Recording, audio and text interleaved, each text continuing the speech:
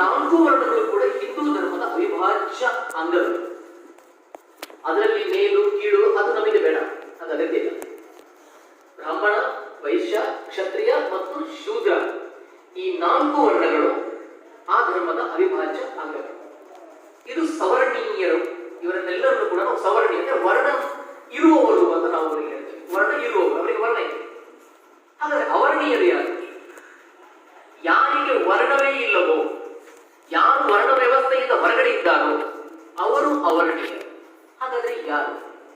ಶೂದ್ರರು ಅಲ್ಲ, ಅವರ್ಣೀಯರೇ ದಲಿತರು. ಈ ಕಾಲದ ದಲಿತರೇ ಆ ಅವರ್ಣೀಯರು. ನಿಮಗೆ ಯಾವುದೇ ವರ್ಣ ಇಲ್ಲ. ರಾಜಕೀಯವಾಗಿ ನಾವು ಶೂದ್ರರು, ನಾವು ಏನೇ ಹೇಳಿಕೊಂಡ್ರು, ಸಾಮಾಜಿಕವಾಗಿ ದಲಿತರಿಗೆ ಅಂದ್ರೆ ಈ ನೆಲದ SC ಮತ್ತು ST ಸಮುದಾಯಗಳಿಗೆ ವರ್ಣ ಅನ್ನುವಂಥದ್ದು ಇಲ್ಲ. ಇದು ಮೊದಲನೇದಾಗಿ ನಾವು ತಿಳ್ಕೊಳ್ಬೇಕಾಗಿರುವಂಥದ್ದು. ನಾನು ಹೇಳಿದ್ದೆ ಸತ್ಯ ಅಂತ ನಾನು ವಾದ ಮಾಡ್ತಾ ಇಲ್ಲ. ದಯವಿಟ್ಟು ನಾನು ಹೇಳಿದ ಮೇಲೆ ನೀವು ಮನೆಗೆ ಹೋಗಿ ಯಾವುದೇ ಪುಸ್ತಕವನ್ನು ಬೇಕಾದರೂ ಇದಕ್ಕೆ ಸಂಬಂಧಪಟ್ಟ ಹಾಗೆ ರೆಫರ್ ಮಾಡಬಹುದು. ನನ್ನ ಅಭ್ಯಂತರ ಇದರಲ್ಲಿ ಇಲ್ಲ. ಈಗ ಈ ಅವರ್ಣೀಯರು ವರ್ಣ ಇಲ್ಲದೆ ಯಾಕಾದ್ರು ಅನ್ನುವಂಥದ್ದು ಒಂದು ಪ್ರಶ್ನೆ. ಇವರು ಯಾಕೆ ವರ್ಣದಲ್ಲಿ ಇಲ್ಲ ಅಂತಂದ್ರೆ, ಇವರು ಅದಾಗಲೇ ಒಂದು ಧರ್ಮಕ್ಕೆ ಸೇರಿದವರು ಆಗಿದ್ದರು. ಕಾಲಕ್ರಮೇಣವಾಗಿ ಇವರಿಗೆ ಆ ಧರ್ಮದ ಐಡೆಂಟಿಟಿಯನ್ನು ಕಳಚಿಕೊಂಡು ಈ ಧರ್ಮದ ಒಳಗಡೆ ಬರಲಾರದೆ ಇವರು ಅವರ್ಣೀಯರಾಗಿ ಇವರು ಇಡೀ ಸಮಾಜದಿಂದ ಅಂದ್ರೆ ಆ ಒಂದು ವ್ಯವಸ್ಥೆಯಿಂದ ಹೊರಗಡೆ ನಿಲ್ಲಲ್ಪಟ್ಟರು. ಆ ಮೂಲಕ ಇವರು ಶೋಷಿತರಾದರು. ಶೋಷಿತ ಸಮುದಾಯವೆನಿಸಿಕೊಂಡರು. ಇವರನ್ನೇ ನಾವು ಸ್ಕೆಡ್ಯೂಲ್ಡ್ ಕಾಸ್ಟ್ ಮತ್ತೆ ಸ್ಕೆಡ್ಯೂಲ್ಡ್ ಟ್ರೈಬ್ ಅಂತ ಹೇಳ್ತೇವೆ. ಇದರಲ್ಲಿ ಸ್ಕೆಡ್ಯೂಲ್ಡ್ ಟ್ರೈಬ್ಗಳ ಬಗ್ಗೆ ಒಂದಷ್ಟು ಮಾಹಿತಿಯನ್ನು ಕೊಡ್ತೇನೆ. ಸ್ಕೆಡ್ಯೂಲ್ಡ್ ಟ್ರೈಬ್ ಅಂದ್ರೆ ಪರಿಶಿಷ್ಟ ಪಂಗಡ. ಬಹುತೇಕ ಜನರಿಗೆ ಗೊತ್ತಿರ್ಲಿಕ್ಕಿಲ್ಲ, ಪರಿಶಿಷ್ಟ ಪಂಗಡ ಎನ್ನುವಂಥದ್ದೇ ಒಂದು ಧರ್ಮ. ಪರಿಶಿಷ್ಟ ಪಂಗಡ ಅನ್ನುವಂಥದ್ದೇ ಒಂದು ಧರ್ಮ. ಅದು ಯಾವ ಧರ್ಮಕ್ಕೂ ಸೇರೋದಿಲ್ಲ. ಹಿಂದೂ ಧರ್ಮ, ಕ್ರಿಶ್ಚಿಯನ್, ಮುಸ್ಲಿಂ, ಬುದ್ಧಿಸ್ಟ್ ಅದು ಯಾವುದಕ್ಕೂ ಸೇರೋದಿಲ್ಲ. ಪರಿಶಿಷ್ಟ ಟ್ರೈಬ್ಸ್ ಅನ್ನುವಂಥದ್ದೇ ಒಂದು ಧರ್ಮ. ಅದು ಆಚರಣೆಗಳ ಮೇಲೆ ನಿಂತಹ ಒಂದು ಧರ್ಮ. ಅದಕ್ಕೆ ಒಂದು ಡಾಕ್ಟ್ರಿನ್, ಒಂದು ಫಿಲಾಸಫಿ ಇಲ್ಲ, ಆದರೆ ಅದಕ್ಕೆ ಆಚರಣೆಗಳಿವೆ. ನೀವು ಯಾವುದೇ ಒಂದು ಟ್ರೈಬ್ಗಳನ್ನ ನೀವು ತಗೊಳ್ಳಿಬೇಕಿದ್ರೆ ಅವರಿಗೆ ಅವರದ್ದೇ ಆದಂತಹ ಒಂದು ಆಚರಣೆ ಇದೆ. ಆದ್ರೆ ಈಗ ಅದು ಬ್ರಾಹ್ಮಣೀಯಗೊಂಡು ಪುರೋಹಿತಶಾಹಿಯ ಕೈವಶಕ್ಕೆ ಸಿಕ್ಕಿ ಹಾಕಿಕೊಂಡಿದೆ. ಅದರಲ್ಲಿ SC ಅಂತ ಏನಿದೆ, ಶೆಡ್ಯೂಲ್ಡ್ ಕಾಸ್ಟ್ ಅಂತ ಏನಿದೆ, ಇವರಿಗೆ ಯಾವುದೇ ಧರ್ಮ ಇವತ್ತಿಗೂ ಇಲ್ಲ. ಇವರಿಗೆ ಇರುವ ಧರ್ಮ ಏನು ಅಂತಂದ್ರೆ ಪೇಪರ್ ನಲ್ಲಿ ಬರೆಯುವ ಧರ್ಮವೇ ಇವರಿಗಿರುವ ಧರ್ಮ. ಅಂದ್ರೆ ನಾವು ಶಾಲೆಗೆ ಏನು ಸೇರ್ತೇವೆ, ನಿಮ್ಮ ಹೆಸರು ಹೇಳ್ತೀವಿ, ನಿಮ್ಮ ತಂದೆ ಹೆಸರು ಹೇಳ್ತೀವಿ, ಧರ್ಮದ ಕಾಲಮ್ ಅಲ್ಲಿ ಅವರು ಮೇಷ್ಟ್ರು ಬರೀತಾನೆ, ನಿನ್ನ ಧರ್ಮ ಯಾವುದು ಅಂತ ಮೇಷ್ಟ್ರು ಬರೀತಾನೆ, ಅದೇ ನಿಮಗೆ ಬರುವಂತಹ ಧರ್ಮ. ಬೇರೆ ಅದು ಬಿಟ್ರೆ ಆ ಧರ್ಮದಲ್ಲಿ ಬೇರೆ ಜಾಗ ಇಲ್ಲ. ಇದು ಮೊದಲನೇದಾಗಿ ನೀವು ತಿಳ್ಕೊಳ್ಬೇಕು. ಈಗ ಬಾಬಾ ಸಾಹೇಬರು ನಮಗೆ ಯಾಕೆ ಈ ಧರ್ಮವನ್ನು ಕೊಟ್ಟರು, ಈ ರಿಲಿಜಿಯಸ್ ಐಡೆಂಟಿಟಿ ನಮಗೆ ಯಾಕೆ ಬೇಕು? ಎರಡನೇ ಹಂತಕ್ಕೆ ಬರಬೇಕು. ಇಡೀ ಸಮಾಜದಲ್ಲಿ ಈಗ ಶೋಷಿತರು ಅಂತ ನಾವೇನು ಗುರುತಿಸಿಕೊಂಡಿದ್ದೇವೆ. ಈಗ ನಾನು ವೈಯಕ್ತಿಕವಾಗಿ ಬೌದ್ಧ ಧರ್ಮೀಯ, ನಾನು ಶೋಷಿತ ಅಂತ ಹೇಳ್ಕೊಳ್ಳೋದಿಲ್ಲ. ಶೋಷಿತರು ಅಂತ SC ST ಸಮುದಾಯ ಏನು ಗುರುತಿಸಿಕೊಂಡಿದೆ, ಅವರಿಗೆ ನಾನು ಹಾಕುವಂತ ಒಂದು ಪ್ರಾಮಾಣಿಕ ಪ್ರಶ್ನೆ, ನೀವು ಯಾವ ಆಧಾರದ ಮೇಲೆ ಶೋಷಿತರೆನಿಸಿಕೊಂಡಿದ್ದೀರಿ? ಯಾವ ಆಧಾರದ ಮೇಲೆ ನಿಮ್ಮನ್ನ ಶೋಷಿತರು ಅಂತ ಅವರು ಗುರುತಿಸಿದ್ದಾರೆ? ಫಿನಾನ್ಷಿಯಲಿ ನಿಮ್ಮನ್ನ ಶೋಷಿತರು ಅಂತ ಗುರುತಿಸಿದಾರೋ? ಫಿನಾನ್ಷಿಯಲ್ ಅಂತಂದ್ರೆ ಆರ್ಥಿಕವಾಗಿ ನಿಮ್ಮನ್ನು ಶೋಷಿತರು ಅಂತ ಅವರು ಗುರುತಿಸಿದಾರೋ? ಯಾಕೆಂತಂದ್ರೆ SC ST ಗಳಲ್ಲಿ ಶ್ರೀಮಂತರಿದ್ದಾರೆ ಇಲ್ವಾ? ಖಂಡಿತವಾಗ್ಲೂ ಇದ್ದಾರೆ. ಒಬ್ಬ ಒಳ್ಳೆ ಸರ್ಕಾರಿ ನೌಕರಿ ತಗೊಂಡವನು, ಒಳ್ಳೆ ಕಾಂಟ್ರಾಕ್ಟರ್ ಆದವನು, ಎಲ್ಲರೂ ಕೂಡ ದುಡ್ಡಿದೆ ಅವರ. ಆದ್ರೂ ಅವರು ಸಮಾಜದಲ್ಲಿ ಮೇಲುಸ್ತರದಲ್ಲಿ ಬದುಕ್ತಾ ಇದ್ದಾರ? ಕಾರ್ ಇರ್ಬೋದು, ಬಂಗ್ಲೆ ಇರ್ಬೋದು, ಬೇರೆ ವಿಷಯ. ನಾನು ಸಾಮಾಜಿಕ ಸ್ಥಿತಿಗತಿಗಳ ಬಗ್ಗೆ ಮಾತಾಡ್ತಾ ಇದ್ದೇನೆ. ಅವರ ಸಾಮಾಜಿಕ ಸ್ತರ ಹೇಗಿದೆ? ಅವರು ಶೋಷಿತರಾಗಿದ್ದಾರೋ? ಇಲ್ಲೋ. ಹಾಗಾಗಿ ಆರ್ಥಿಕ ಮಾನದಂಡ ನಿಮಗೆ ಯಾವ ರೀತಿಯಲ್ಲೂ ಕೂಡ ನಿಮ್ಮ ಸಾಮಾಜಿಕ ಮೌಲ್ಯವನ್ನು ನಿಮಗೆ ಕಲ್ಪಿಸಿಕೊಡ್ತಾ ಇಲ್ಲ. ಹಾಗಾದ್ರೆ ನಿಮ್ಮನ್ನು ಶೋಷಣೆ ಹೇಗೆ ಮಾಡ್ತಾ ಇದ್ದಾರೆ? ನಿಮಗೆ ವಿದ್ಯೆ ಇಲ್ಲ ಅಂತ ನಿಮ್ಮನ್ನು ಶೋಷಣೆ ಮಾಡ್ತಾ ಇದ್ದಾರೋ? ಇಲ್ಲ. ರಾಷ್ಟ್ರಪತಿ ಆದವರು ಕೂಡ ಈಗಲೂ ಅವರನ್ನು ಹೇಗೆ ಗುರುತಿಸಿದ್ದಾರೆ? ರಾಷ್ಟ್ರಪತಿ ಹೇಗೆ ಗುರುತಿಸ್ತೇವೆ ನಾವು? ದಲಿತ ರಾಷ್ಟ್ರಪತಿ. ಅವರು ದಲಿತ ರಾಷ್ಟ್ರಪತಿ. ಭಾರತದ ರಾಷ್ಟ್ರಪತಿ ಗುರುತಿಸುವುದು ಬಾರಿ ಕಡಿಮೆ. ಅವರನ್ನು ಗುರುತಿಸುವುದು ಹೇಗೆ? ದಲಿತ ರಾಷ್ಟ್ರಪತಿ. ಯಾವುದೇ ಒಂದು ಬಾಬಾ ಸಾಹೇಬರನ್ನು ಹೇಗೆ ಗುರುತಿಸ್ತಾರೆ? ಅವರು ದಲಿತರ ನಾಯಕ. ಅವರು ಭಾರತದ ನಾಯಕ ಆಗುವುದಿಲ್ಲ. ಯಾಕೆ ಆಗುವುದಿಲ್ಲ? ಕಾರಣ ಏನು? ಅವರಿಗೇನು ಜ್ಞಾನ ಇಲ್ವಾ? ಬಾಬಾ ಸಾಹೇಬರಿಗೆ ಇಲ್ದಿರುವ ಜ್ಞಾನವೇ? ಜ್ಞಾನಕ್ಕೆ ಇನ್ನೊಂದು ಹೆಸರು ಕೊಡಬೇಕು ಅಂತಂದ್ರೆ ಅದು ಬಾಬಾ ಸಾಹೇಬ್. ಹಾಗಾದ್ರೆ ದುಡ್ಡಿನಲ್ಲಿ ಕಡಿಮೆ ಇಲ್ಲ, ಜ್ಞಾನದಲ್ಲಿ ಕಡಿಮೆ ಇಲ್ಲ, ಎಜುಕೇಶನ್ ಏನು ಕಡಿಮೆ ಇಲ್ಲ. ಆದರೂ ನೀವು ಯಾಕೆ ಶೋಷಿತರು? ಕಾರಣ ಏನು? ಕಾರಣ ಒಂದೇ.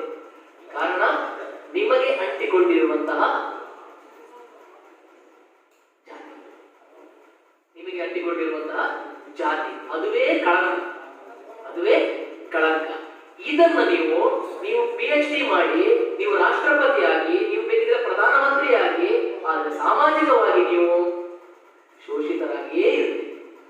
ಸಾಮಾಜಿಕವಾಗಿ ನೀವು ಶೋಷಿತರಾಗಿ ಇರ್ತೀರಿ. ಯಾಕೆ ಅಂತ ಒಂದು ಪ್ರಶ್ನೆ. ಅದು ಯಾಕೆ ಸರ್ ಹಾಗೆ? ಅದ್ಯಾಕೆ ನಾವು ಇಷ್ಟು ಫಿನಾನ್ಷಿಯಲಿ ಸ್ಟ್ರಾಂಗ್ ಆದ್ರೂ ಕೂಡ ನಮ್ಗೆ ಯಾಕೆ ಸ್ಟೇಬಲ್ ಆಗ್ಲಿಕ್ಕೆ ಆಗುದಿಲ್ಲ? ಇದಕ್ಕೆ ನಾನು ಉತ್ತರ ಹೇಳ್ತೇನೆ. ಸರಿಯಾಗಿ ಕೇಳ್ಕೊಳ್ಳಿ, ಉತ್ತರ ಹೇಳ್ತೇನೆ. ಜಗತ್ತಿನಲ್ಲಿ ಬೇರೆ ಬೇರೆ ಧರ್ಮ ಇದೆ. ನಾನು 4 ಧರ್ಮಗಳನ್ನು ತಗೊಳ್ತೇನೆ. ಪ್ರಪ್ರಥಮವಾಗಿ ಬೌದ್ಧ ಧರ್ಮವನ್ನು ತಗೊಳ್ತೇನೆ, ಯಾಕಂದ್ರೆ ನಾನು ಆ ಧರ್ಮೀಯ. ಮುಂದುವರೆದು ನಾನು ಇಸ್ಲಾಂ ಧರ್ಮವನ್ನು ತಗೊಳ್ತೇನೆ, ಕ್ರಿಶ್ಚಿಯನ್ ಧರ್ಮವನ್ನು ತಗೊಳ್ತೇನೆ, ಹಿಂದೂ ಧರ್ಮವನ್ನು, 4 ಧರ್ಮವನ್ನು ತಗೊಳ್ತೇನೆ. ಬೌದ್ಧ ಧರ್ಮೀಯರಲ್ಲಿ ತ್ರಿಪಿಟಕಗಳನ್ನು ನೋಡಿದ್ರೆ, ತ್ರಿಪಿಟಕಗಳ ಒಳಗಡೆ ನೀವು ಯಾವುದನ್ನೂ ಬೇಕಿದ್ರೆ ಅದರೊಳಗಡೆ ಅದು ಜ್ಞಾನಭಟ್ಟ, ಅದರಲ್ಲಿ ಯಾವುದನ್ನೇ ನೀವು ನೋಡಿದ್ರು, ಇಡೀ ಬೌದ್ಧ ಧರ್ಮದ ಅಷ್ಟು ಕಡಲಿನಷ್ಟು ಸಾಹಿತ್ಯಗಳನ್ನು ನೀವು ಓದಿದ್ರು ಜಾತಿಯ ಪರಿಕಲ್ಪನೆ ಇಲ್ಲ. ಯಾವುದೇ ಕಾರಣಕ್ಕೂ ಜಾತಿಯ ಪರಿಕಲ್ಪನೆ ಇಲ್ಲ. ಮನುಷ್ಯನಿಗಿಂತ ಭಿನ್ನ, ಮನುಷ್ಯನಿಗಿಂತ ಮೇಲು, ಕೀಳು ಅನ್ನುವಂತ ಯಾವ ವ್ಯಾಖ್ಯಾನವೂ ಬೌದ್ಧ ಸಾಹಿತ್ಯಗಳಲ್ಲಿ ಇಲ್ಲ. ಅರ್ಥ ಆಯ್ತು ಅಂದ್ಕೊಳ್ತೇನೆ. ಬೌದ್ಧ ಸಾಹಿತ್ಯದಲ್ಲಿ ಇಲ್ಲ. ಮುಸಲ್ಮಾನರ ಹತ್ರ ಬರುವ ಪವಿತ್ರ ಕುರಾನ್, ಅವರು ನಂಬುವಂತ ಪವಿತ್ರ ಕುರಾನಿನಲ್ಲಿ ಎಲ್ಲಿಯೂ ಕೂಡ ಇವನು ಮೇಲು ಇವನು ಕೀಳು ಅನ್ನುವಂಥದ್ದು ಇಲ್ಲ. ನೀವು ತೆಗೆದು ನೋಡಿ ಬೇಕಿದ್ರೆ ಇಲ್ಲ. ನೀವು ಅದರಲ್ಲಿ ಚಾಪ್ಟರ್ ನಂಬರ್ 9 ಅಥವಾ ಓದಿಕೊಂಡರೆ ಒಂದು ಸ್ವಲ್ಪ ನಿಮಗೆ ಗೊಂದಲ ಬರಬಹುದು. ತನ್ನ ಧರ್ಮೀಯರಲ್ಲದವರನ್ನ ನೀವು ಹೇಗೆ ನೋಡ್ಕೊಳ್ಬೇಕು ಅಂತ ಒಂದು ಲೈನ್ ಬರ್ತದೆ. ಆದ್ರೆ ಅದರ ಅರ್ಥ ಅನ್ಯ ಧರ್ಮೀಯರಿಗೆ ಮಾತ್ರ. ಆ ಧರ್ಮದ ಒಳಗಡೆ ಅವರಿಗೆ ರಕ್ಷಣೆ ಇದೆ. ನೀವು ಮುಸಲ್ಮಾನ ಆದರೆ ಅದರೊಳಗಡೆ ನಿಮಗೆ ಸಂಪೂರ್ಣವಾದ ರಕ್ಷಣೆ ಇದೆ. ಕ್ರಿಶ್ಚಿಯನ್ ಧರ್ಮಕ್ಕೆ ಬರೋಣ, ಬೈಬಲ್ ಅನ್ನು ರೆಫರ್ ಮಾಡೋಣ.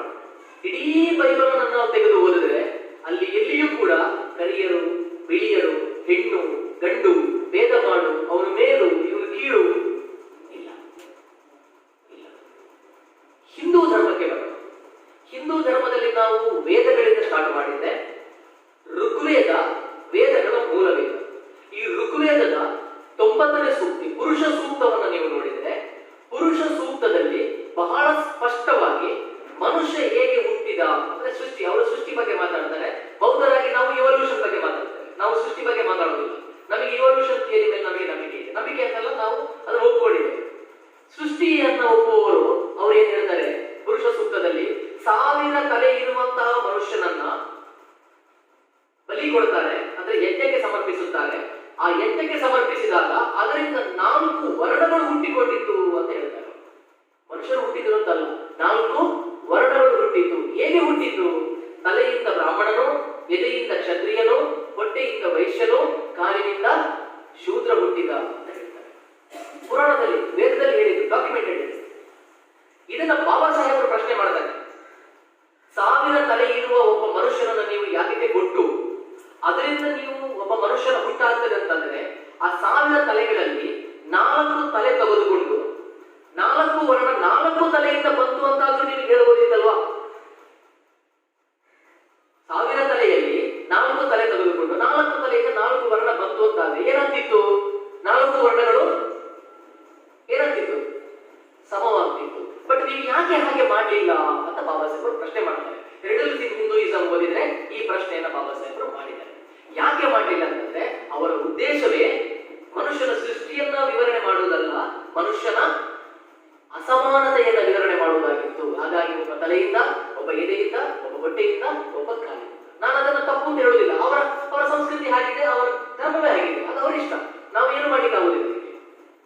ಅದನ್ನು ಮುಂದುವರಿಸಿಕೊಂಡು ಬಂದು ಪ್ರತಿಯೊಂದು ವೇದಗಳು, ಉಪನಿಷತ್ತುಗಳಾಗಿರ್ಬೋದು, ಸ್ಮೃತಿಗಳಾಗಿರ್ಬೋದು, ಶ್ರುತಿಗಳಾಗಿರ್ಬೋದು, ಪ್ರತಿ ಒಂದರಲ್ಲಿಯೂ ಕೂಡ ಈ ಒಂದು ಕೀ ಪಾಯಿಂಟ್ ಅನ್ನ ಮತ್ತೆ ಮತ್ತೆ ಮತ್ತೆ ಮತ್ತೆ ರಿಪೀಟ್ ಮಾಡ್ತಾ ಬಂದಿದ್ದಾರೆ. ಇದು ಮನುಸ್ಮೃತಿಯಲ್ಲೂ ಕೂಡ ಇದು ರಿಪೀಟ್ ಆಗಿದೆ. ಯಾಕೆ? ಭಗವದ್ಗೀತೆಯಲ್ಲೂ ಕೂಡ ಈ ವರ್ಣ ವ್ಯವಸ್ಥೆ, ಶ್ರೀಕೃಷ್ಣ ಹೇಳ್ತಾನೆ, ಈ ವರ್ಣವನ್ನ ಮಾಡಿದವನು ನಾನೇ, ಇದನ್ನ ಮಾಡಿದವನು ನಾನೇ. ಸಮಾಜವನ್ನ ಬ್ಯಾಲೆನ್ಸ್ ಮಾಡ್ಲಿಕ್ಕೋಸ್ಕರ ಈ ವರ್ಣವನ್ನ ನಾನೇ ಸೃಷ್ಟಿ ಮಾಡಿದ್ದೇನೆ. ಅಷ್ಟು ಮಾತ್ರವಲ್ಲ, ಅದನ್ನು ಮುಂದುವರಿಸ್ತಾನೆ, ಯಾವ ಯಾವ ವರ್ಣಕ್ಕೆ ಯಾವ ಯಾವ ಕರ್ಮವನ್ನ ಕೊಟ್ಟಿದ್ದೇನೋ ಆ ಕರ್ಮವನ್ನು ಅವರನ್ನು ಅನುಸರಿಸುವುದರ ಮೂಲಕ ನೀವು ಮೋಕ್ಷವನ್ನ ಪಡೆಯಬಹುದು. ಸಾಲ್ವೇಷನ್ ಆಫ್ ಸೋಲ್, ಮೋಕ್ಷವನ್ನ ಪಡೆಯಬಹುದು. ಒಂದು ವೇಳೆ ನಿಮ್ಮ ವರ್ಣವನ್ನು ಧಿಕ್ಕರಿಸಿ ನೀವು ಹೋದರೆ ನಿಮಗೆ ಶಿಕ್ಷೆ ಕೊಡುತ್ತೇನೆ, ನಿಮಗೆ ಮೋಕ್ಷ ಇಲ್ಲ, ನಿಮಗೆ ಸ್ವರ್ಗ ಇಲ್ಲ ಅಂತ ಭಗವದ್ಗೀತೆಯಲ್ಲಿ ಕೃಷ್ಣ ಹೇಳ್ತಾರೆ. ಅದು ನಾನು ತಪ್ಪು ಅಂತ ಹೇಳುವುದಿಲ್ಲ, ಯಾಕಂದ್ರೆ ಅವರ ಧರ್ಮಗ್ರಂಥ, ಅವರ ಫಿಲಾಸಫಿ ಹಾಗಿದೆ. ಅದು ಸ್ವಲ್ಪ ತಪ್ಪು ಸರಿಯ ಬಗ್ಗೆ ನನಗೆ ಟೀಕೆ ಮಾಡುವುದಿಲ್ಲ. ನಮಗೆ ಎಷ್ಟು ಯೋಗ್ಯ, ನಮಗದು ಬೇಕೋ ಬೇಡವೋ ಅನ್ನೋದನ್ನು ನೀವು ನಿರ್ಧಾರ ಮಾಡಬೇಕು. ಅದಕ್ಕೋಸ್ಕರ ನಾನು ಹೇಳ್ತೇನೆ ಅಷ್ಟು. ಅದು ಬಿಟ್ಟರೆ ಬೇರೆ ನನ್ನ ಉದ್ದೇಶ ಇಲ್ಲಿ ಇಲ್ಲ. ಈಗ ಮೊದಲ ಪ್ರಶ್ನೆಗೆ ಬರುವುದು, ನೀವು ಯಾಕೆ ಜಾತಿಯ ವಿಷಯದಲ್ಲಿ ಇನ್ನೂ ಶೋಷಣೆ ಒಳಗಾಗಿದ್ದೀರಿ ಅಂತಂದ್ರೆ, ಅವರು ಇಷ್ಟಪಟ್ಟು ಮಾಡ್ತಾರೆ, ಕಷ್ಟಪಟ್ಟು ಮಾಡ್ತಾರೆ ಅಂತಲ್ಲ. ಅವರ ಧರ್ಮ ಗ್ರಂಥಗಳೇ ಏನ್ ಹೇಳ್ತಾ ಇದೆ, ನೀವು ಅವರ್ಣೀಯರು, ನೀವು ಏನೇ ತಿಪ್ಪರ್ಲಾಗ ಹಾಕಿದ್ರು ನೀವು ಶ್ರೇಷ್ಠವಾದ ವರ್ಣ ಅಂತ ಏನು ಬ್ರಾಹ್ಮಣ ವರ್ಣ ಇದೆ ಅಲ್ಲಿ ಹೋಗ್ಲಿಕ್ಕೆ ಸಾಧ್ಯವೇ ಇಲ್ಲ. ಸ್ನೇಹಿತರೆ, ಒಂದು ಮಾತು ಕೇಳ್ತೇನೆ. ನಾನು ಒಬ್ಬ ಟ್ರೈಬ್ ಆಗಿದ್ದವನು, ನಾನು ಬೌದ್ಧ ಧರ್ಮಕ್ಕೆ ಕನ್ವರ್ಟ್ ಆದೆ 2018 ಡಿಸೆಂಬರ್ 6 ಬೌದ್ಧ ಧರ್ಮವನ್ನು ನಾನು ಸ್ವೀಕಾರ ಮಾಡಿದೆ. ಇವತ್ತು ಒಂದಷ್ಟು ಸ್ನೇಹಿತರು ಬೌದ್ಧ ಧರ್ಮವನ್ನು ಸ್ವೀಕಾರ ಮಾಡಿದ್ದಾರೆ, ಕೆಲವರು ಇಸ್ಲಾಮನ್ನು ಸ್ವೀಕಾರ ಮಾಡ್ತಾರೆ, ಕೆಲವರು ಕ್ರಿಶ್ಚಿಯನ್ ಅನ್ನು ಸ್ವೀಕಾರ ಮಾಡ್ತಾರೆ. ಯಾರಾದ್ರೂ ಒಂದು ಜಾತಿಯಿಂದ ಇನ್ನೊಂದು ಜಾತಿಗೆ ಹೋದದ್ದು ಕೇಳಿದಿರಾ? ಯಾರಾದ್ರೂ ಕೇಳಿದಿರಾ? ನಾನು ಈ ಜಾತಿಯಲ್ಲಿದ್ದೆ, ನಾನು ಈ ಜಾತಿಗೆ ಪರಿವರ್ತನೆ ಹೊಂದಿದೆ ಅಂತ ಹೇಳುವುದನ್ನು ಯಾರಾದ್ರೂ ಕೇಳಿದಿರಾ? ಅದು ಸಾಧ್ಯ ಇದೆಯಾ? ಪ್ರಾಕ್ಟಿಕಲ್ ಅದು ಸಾಧ್ಯ ಇದೆ. ಯಾಕೆ ಸಾಧ್ಯ ಇಲ್ಲ ಅಂತಂದ್ರೆ, ಜಾತಿ ಎನ್ನುವಂಥದ್ದು ಮೆಟ್ಟಿಲುಗಳೇ ಇಲ್ಲದ ಮಹಡಿಯ ಮನೆ. ಮೆಟ್ಟಿಲುಗಳೇ ಇಲ್ಲದ ಮಹಡಿಯ ಮನೆ. ಒಂದು ಫ್ಲೋರ್, ಯಾವ ಫ್ಲೋರ್ ನೀವು ಹುಟ್ಟಿದೀರಿ, ಸಾಯುವಾಗ ಕೂಡ ಅದೇ ಫ್ಲೋರ್ ನಲ್ಲಿ ಸಾಯಬೇಕು, ಅದೇ ಫ್ಲೋರ್ ನಲ್ಲಿ ಸಾಯಬೇಕು. ಸಮಾನವಾದದ್ದಲ್ಲ. ಮೆಟ್ಟಿಲುಗಳಿಲ್ಲದ, ಅರ್ಥ ಮಾಡ್ಕೊಳ್ಳಿ, ಮೆಟ್ಟಿಲುಗಳಿಲ್ಲದ ಮಹಡಿಯ ಮನೆ ಅಂದ್ರೆ ಮೇಲೆ ಮತ್ತೆ ಕೆಳಗಡೆ ಇದೆ. ಮೇಲ್ಗಡೆ ಹುಟ್ಟಿದವರು ಕೆಳಗಡೆ ಬರಲಿಕ್ಕೆ ಸಾಧ್ಯ ಇಲ್ಲ, ಕೆಳಗಡೆ ಹುಟ್ಟಿದವರು ಮೇಲ್ಗಡೆ ಹೋಗ್ಲಿಕ್ಕೂ ಸಾಧ್ಯ ಇಲ್ಲ. ನಾನು 20 ವರ್ಷ ಆಯ್ತು ಸರ್, ಶುದ್ಧ ಸಸ್ಯಾಹಾರವನ್ನೇ ತಿಂತಾ ಇದ್ದೇನೆ, ಬೆಳಿಗ್ಗೆ ಎದ್ದು ನಾನು ಪೂಜೆ ಮಾಡಿ, ನೀವು ಏನೇ ಮಾಡಿದ್ರು ನೀವು ಸಾಯುವಾಗ ನೀವು ಏನು ಜಾತಿಯಲ್ಲಿ ಹುಟ್ಟಿದ್ದೀರಿ, ನೀವು ಬ್ರಾಹ್ಮಣರಾಗಲಿಕ್ಕೆ ಸಾಧ್ಯವೇ ಇಲ್ಲ. ಬ್ರಾಹ್ಮಣರು ಅಂತಲ್ಲ, ಕ್ಷತ್ರಿಯರಾಗಲು ಸಾಧ್ಯ ಇಲ್ಲ. ಈವನ್ ನೀವು ಶೂದ್ರರಾಗಲು ಸಾಧ್ಯ ಇಲ್ಲ, ನೀವು ಶೂದ್ರರಾಗಲು ಸಾಧ್ಯ ಇಲ್ಲ. ಯಾಕೆ ಸಾಧ್ಯ ಇಲ್ಲ ಅಂತಂದ್ರೆ, ಆ ಧರ್ಮದ ಕಟ್ಟುಪಾಡು ಅದನ್ನ ಮತ್ತೆ ಮತ್ತೆ ಹೇಳ್ತದೆ. ಅನಹಿಲೇಷನ್ ಆಫ್ ಕಾಸ್ಟ್ ಅಂತ ಒಂದು ಕೃತಿಯನ್ನ ಬಾಬಾ ಸಾಹೇಬರು ಬರೀತಾರೆ. ಈ ಕೃತಿಯಲ್ಲಿ ಕಟ್ಟ ಕಡೆಗೆ ಅವರು ಹೇಳ್ತಾರೆ, ಈ ವ್ಯವಸ್ಥೆ ನಾಶ ಆಗಬೇಕು ಅಂತಂದ್ರೆ ಇದನ್ನ ಪ್ರತಿಪಾದಿಸುವಂತಹ ಧರ್ಮ ಗ್ರಂಥಗಳನ್ನ ಡೈನಮಿಟ್ ಇಟ್ಟು ಸುಡಬೇಕು ಅಂತ ಬಾಬಾ ಸಾಹೇಬ್ ಹೇಳ್ತಾರೆ. ಡೈನಮಿಟ್ ಇಟ್ಟು ಸುಡಬೇಕು, ಸುಟ್ರೆ ಎಲ್ಲವೂ ಸರಿಯಾಗ್ತದೆ ಅಂತ. ಬಟ್ ಅದಕ್ಕೆ ಒಪ್ಪುವುದಿಲ್ಲ. ಆ ಒಪ್ಪದಿರುವ ಕಾರಣಕ್ಕೆ ಆ ಲಾಹೋರ್ನಲ್ಲಿ ಆಗ್ಬೇಕಾದಂತಹ ಜಾತ್ ಮತ್ ಪ್ರಾಡಕ್ಟ್ ಕೂಡ ಕ್ಯಾನ್ಸಲ್ ಆಗ್ತದೆ. ಕ್ಯಾನ್ಸಲ್ ಆಗಿ ಕಡೆಗೆ ಬಾಬಾ ಸಾಹೇಬರು ಅದನ್ನ ಕೃತಿಯನ್ನ ಪ್ರಕಟಿಸ್ತಾರೆ. ಅದು ಈಗಲೂ ಕೂಡ ಜಗತ್ತಿನ ದ ಬೆಸ್ಟ್ ಕೃತಿ, ಅನಹೈಲೇಷನ್ ಆಫ್ ಕಾಸ್ಟ್ ಅಂತ ಈಗ ಗುರುತಿಸಿಕೊಂಡಿದೆ. ಸೊ ಹಾಗಾಗಿ ಈಗ ನಿಮ್ಮ ಪ್ರಶ್ನೆಗೆ ಉತ್ತರ ಸಿಕ್ಕಿದೆ ಅಂದ್ಕೊಳ್ತೇನೆ. ಹಾಗಾಗಿ ಧಾರ್ಮಿಕ ಐಡೆಂಟಿಟಿ ನಮಗೆ ಯಾಕೆ ಬೇಕು? ಎಲ್ಲಿಯವರೆಗೆ ನಿಮಗೆ ಅಂತ ಒಂದು ಧಾರ್ಮಿಕ ಐಡೆಂಟಿಟಿ ಸಮಾಜದಲ್ಲಿ ಇರುವುದಿಲ್ಲವೋ ಅಲ್ಲಿಯವರೆಗೆ ನೀವು ಏನೇ ಸಾಧನೆ ಮಾಡಿದರೂ ನಿಮ್ಮನ್ನು ಗುರುತಿಸುವುದು ನಿಮಗೆ ಅಂಟಿಕೊಂಡಿರುವ ಜಾತಿಯಲ್ಲಿಯೇ ವಿನಃ ಬೇರೆ ಯಾವುದರಲ್ಲಿಯೂ ಅವರು ಗುರುತಿಸುವುದಿಲ್ಲ. ಇದನ್ನು ನೆನಪಿಟ್ಟುಕೊಳ್ಳಿ ಖಂಡಿತವಾಗಿ. ಇದು ನಮಗೆ ಯಾಕೆ ಧಾರ್ಮಿಕ ಐಡೆಂಟಿಟಿ ಬೇಕು? ಎರಡನೇ, ಬಾಬಾ ಸಾಹೇಬರು ಯಾಕೆ ಬೌದ್ಧ ಧರ್ಮವನ್ನೇ ತಗೊಂಡ್ರು? ಅಜಯ್ ಅವರನ್ನು ಮಾತಾಡ್ತಿದ್ರು, ಪರ್ಷಿಯನ್ ಭಾಷೆಯನ್ನು ಕಲಿತರು 100%. ಯಾವ ಯಾವ ಕೃತಿಗಳು, ಧಾರ್ಮಿಕ ಕೃತಿಗಳು, ಅದರ ಮೂಲ ಯಾವ ಭಾಷೆಯಲ್ಲಿತ್ತು ಅದೆಲ್ಲವನ್ನ ಕಲಿತು ಬಾಬಾ ಸಾಹೇಬರು ಸ್ಟಡಿ ಮಾಡಿದ್ದಾರೆ. ಪಾಡಿಯನ್ನ ಕಲಿತು ಬಾಬಾ ಸಾಹೇಬರು ಬುದ್ಧಿಸಮ್ ಅನ್ನ ಸ್ಟಡಿ ಮಾಡಿದ್ದಾರೆ. ಬಾಬಾ ಸಾಹೇಬರ ಚಿಂತನೆ ಏನಿತ್ತು ಅಂತಂದ್ರೆ, ಇಡೀ ನಮ್ಮ ಜನಾಂಗ, ವಿಶೇಷವಾಗಿ ಭಾರತದಲ್ಲಿ, ಇದು ಜಗತ್ತಿಗೂ ಅನ್ವಯಿಸುತ್ತದೆ, ವಿಶೇಷವಾಗಿ ಭಾರತದಲ್ಲಿ ತಳ ಸಮುದಾಯಗಳು, ಇದರಲ್ಲಿ ನಾನು ಶೂದ್ರನು ತಗೊಳ್ತೇನೆ, ಶೂದ್ರರು ಮತ್ತೆ ತಳ ಸಮುದಾಯವಾದ SC STಗಳು ನಾಶ ಆಗಲಿಕ್ಕೆ ಕಾರಣ ಅವರಲ್ಲಿರುವಂತಹ ಮೂಢನಂಬಿಕೆಗಳು. ಈ ಮೂಢನಂಬಿಕೆಗಳನ್ನ ಪ್ಯಾಷನ್ಸ್, ಈ ಪ್ಯಾಷನ್ಗಳಲ್ಲಿ ಒಂದು ಕ್ಯಾಟಗರಿ ಇದೆ. ಅದನ್ನ ಆಲ್ ಡಿಗ್ರಿ ಆಫ್ ಇಗ್ನೋರೆನ್ಸ್ ಅಂತ ತಥಾಗತರು ಹೇಳ್ತಾರೆ. All degree of ignorance. ಈ ಆಲ್ ಡಿಗ್ರಿ ಆಫ್ ಇಗ್ನೋರೆನ್ಸ್ ನಲ್ಲಿ ಸ್ಟುಪಿಡಿಟಿ ಅಂತ ಹೇಳ್ತಾರೆ. ಸ್ಟುಪಿಡಿಟಿ ಅಂದ್ರೆ ಮೂರ್ಖತನ ಯಾವುದು? ನಮಗಿರುವಂತಹ ನಂಬಿಕೆ. ಯಾವ ನಂಬಿಕೆ? ಈಗಲೂ ನೋಡಿ, ಈಗಲೂ ಹೇಳ್ತೇನೆ, ಮನೆಯಲ್ಲಿ ಒಂದು ಮಗು ಹುಟ್ಟಿದ ಕೂಡಲೇ ಆ ಮಗುವಿನ ಭವಿಷ್ಯವನ್ನ ಇವರಿಗೆ ಇನ್ನೊಬ್ಬ ಯಾರೋ ಒಬ್ಬ ಜಾತಿಯವನು ಹೋಗಿ ಅವನು ಪುಸ್ತಕವನ್ನು ತಿರುಗಿಸಿ ಇವರ ಮಕ್ಕಳ ಭವಿಷ್ಯವನ್ನ ಅವನಿಗೆ ಹೇಳಬೇಕು. ಅವನ ಮಗನ ಭವಿಷ್ಯದ ಬಗ್ಗೆ ಯೋಚನೆ ಮಾಡ್ತಾನೋ ಅಥವಾ ನಿಮ್ಮ ಮಕ್ಕಳ ಭವಿಷ್ಯದ ಬಗ್ಗೆ ಯೋಚನೆ ಮಾಡ್ತಾನೋ? ಅವನ ಮಗ ಬೆಳಿಬೇಕು